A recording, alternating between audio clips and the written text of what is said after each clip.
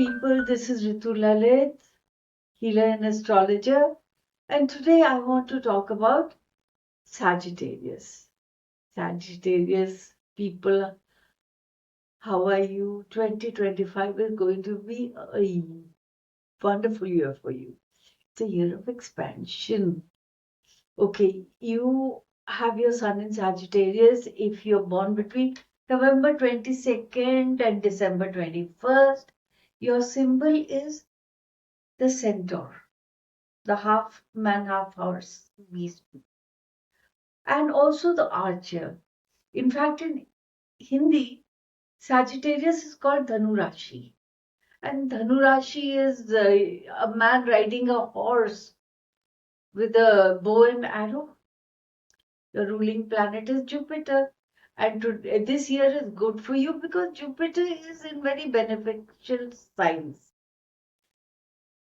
The house that is Sagittarius is the ninth house. Your mantra is IC. Your body part is hips, thighs, liver. Colors navy blue and maroon. Tarot card Sagittarius, I would say, is the temperance. Temperance signifies balance, peace, patience, moderation. A word of warning to you, Sagittarius people.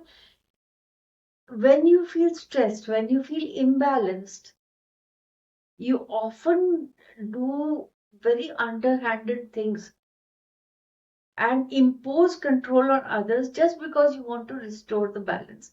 But in that process, you can go very negative and you can create enemies. So don't become a control freak. Balance can be restored without forcing it upon others. Right, let's now get to 2025. The year starts with Mars retrograde. That is a period that lasts till February 23rd. Mars will first retrograde in Leo. That is in the ninth house of travel. Now, that is not the time to go out. You will find flights getting cancelled, obstacles in your path, tickets getting misplaced, etc. It's also ninth is also a house for higher studies, and students are going to have a very tough time till then. By February, Mars moves into Cancer, and Cancer is in your eighth house. This brings in focus deep emotional cycles and boundaries. You will experience a lot of anger, Sagittarius. Irritations will surface, but use this as a positive thing. You can address underlying issues in your relationships. You can use this time to reflect, realign, break old patterns. By March, Mars is direct, and you can find relief in these areas. Now let's talk about Venus retrograde. From March 1 to March 12th, Venus retrogrades in Aries. Now, Aries is in your fifth house. And fifth house is romance, creativity, joy. This transit will bring past lovers, past traumas, old patterns to the surface. Use this time to heal. Use this time to reconnect with a childhood hobby, something that made you happy, or some creative passion.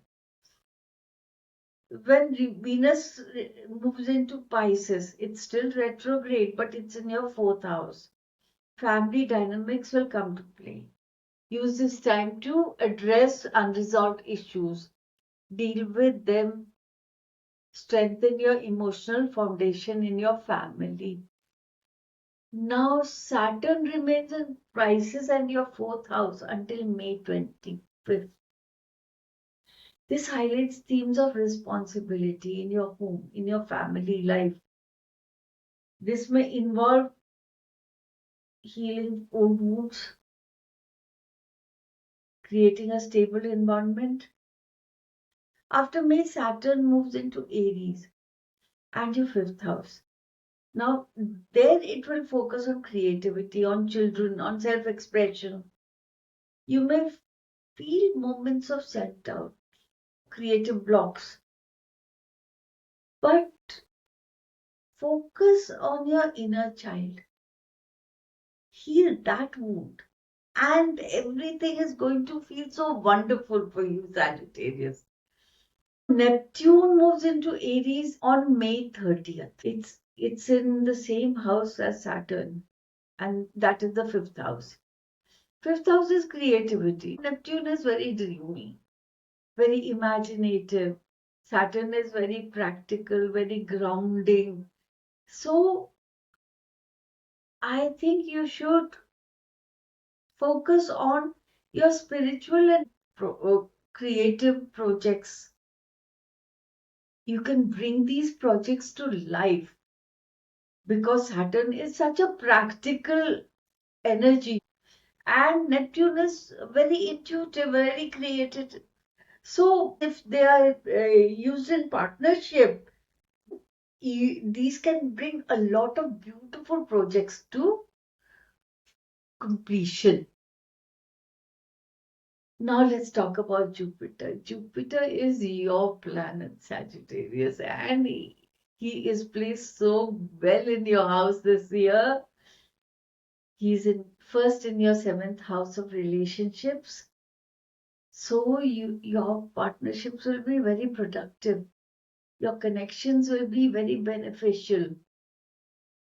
If you're single, this is a fantastic time to meet someone special. And then Jupiter moves into Cancer. That is your eighth house, the house of shared resources, of finances. This transit will bring financial growth. This growth will come through inheritance, through joint ventures, through investments. And Jupiter is exalted in Cancer. You are likely to experience luck and abundance in areas related to emotional security, financial security. Be open to collaborations, to partnerships that are true to your value and your long term goals. And you will see immense growth this year. Now let's get to Uranus. From July 7th to November 8th, Uranus briefly enters Gemini and your seventh house of partnerships. This transit can bring unexpected changes in your relationship. You'll meet someone special, someone unique, who totally changes your ideas and your values about relationship dynamics. Uranus encourages you to embrace freedom and individuality in partnerships. Sagittarius, you're already a very free spirited individual. And with Uranus in this sign, you will be tempted to challenge traditional norms. This can lead to unconventional approaches to love and non traditional commitments. Use this time to explore what you truly want to experience. I mean, no judgments. Some relationships may have outlived their this thing use in your life. Now let's talk about Rahu. From the beginning of the year, January 29th, Rahu shifts into Pisces. Pisces is in your fourth house, the house of home, family, and emotional roots. So you may be drawn to relocate, change your residence, or renovate, redecorate your house.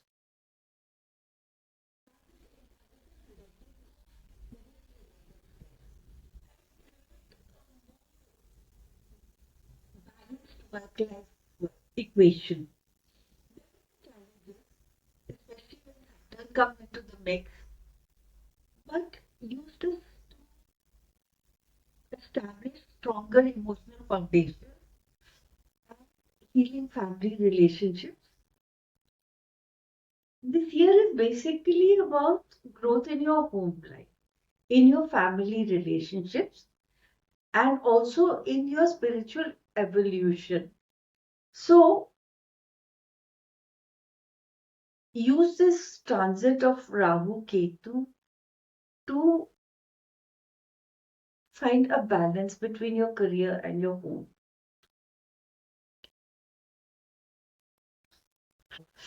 Pluto's long term transit is through Aquarius.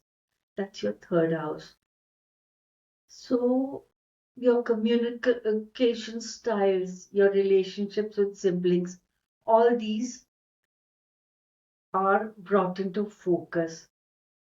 Also, there will be very deep intellectual exploration.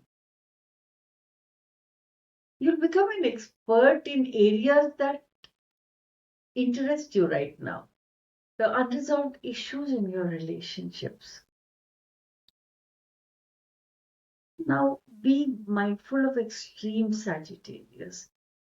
Pluto's influence can bring extreme focus. You are a sign that loves balance. So use this time to balance the idea of free spiritedness with the idea of what works in today's society. Now, travel. Let's talk about fun things that will happen this year. You love to travel, Sagittarius. You would love to be a global explorer. Okay, the best months for travel are February, March, and August, September. Jupiter in your seventh house enhances partnerships. So look for group travel, package tours would be a very good idea. Also, spiritual pilgrimages and like-minded people in a group would be a very good idea. You you might go abroad also. And as Jupiter moves into Cancer, consider destinations near water, such as beach resorts, scenic lakesides, etc. Retreats can be a very good idea. Health and wellness.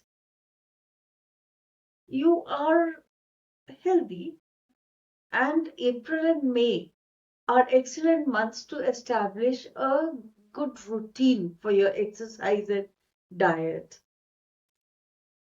And this year encourages a holistic approach to health, combining physical, emotional, and spiritual care. So, mindfulness, meditation, all these routines can be incorporated into your life. Money, money. Sagittarius this year is excellent for you as far as financial growth goes. January and December are best months for financial opportunities.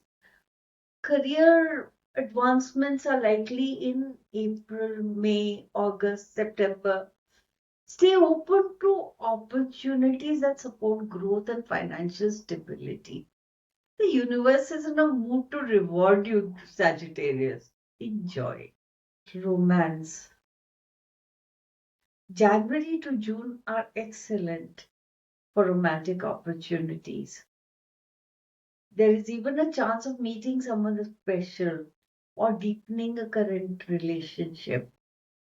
If you're seeking a serious partnership, use this time to love yourself, to work on yourself, so that you can attract into your life someone who is absolutely good for you.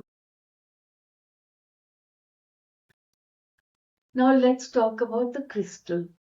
The crystal for you this year, Sagittarius, is turquoise. I'm wearing these earrings. These are turquoise earrings.